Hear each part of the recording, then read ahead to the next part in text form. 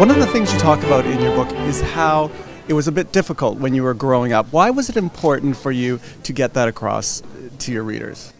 You know, I really felt like, I have a small platform to kind of be a voice and to tell my story, because it's something I've actually wanted to tell for a while, and especially what's been going on with the high rate of gay teen suicides and the amount of bullying that's now so public in schools and cyberbullying. And I just wanted people to know that you can make it through, and as tough as it was for me sometimes, having the support of my family was obviously invaluable, but just also not ever, I say in the book, you can hear what the bullies are saying, but you don't have to believe it, and I think that that has been very true for me. I think at some point you stop hearing what's being said about you, and you can either kind of take that information and bring it on as who you are, or actually start finding out who you are. And I think for me, that was the way I kind of learned to like myself, and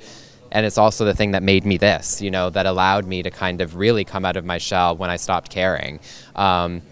Because for a while, I tried to blend in with everybody, and it didn't really work, and I was morbidly unhappy. And I would rather now somebody yell fag at me on the street when I'm dressed like this than I would be wearing jeans and a t-shirt, because, I'd rather just be myself.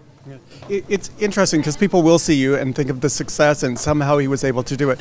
But I think a lot of kids could maybe relate to the feelings that you had. Do you want to maybe talk about how difficult it was at times when you were growing up and you knew you were different? Yeah, it's funny now because I'm so out in the public world with, the book and my TV show and with my job, and I feel like I spent so many years hiding and like actually physically hiding from my other classmates and eating in stairwells and hiding out in the drama room and, never going into the cafeteria and, getting my mom to drive me to school so I didn't have to be on the bus. And I'm so happy now, like I feel like I'm so out in a big way.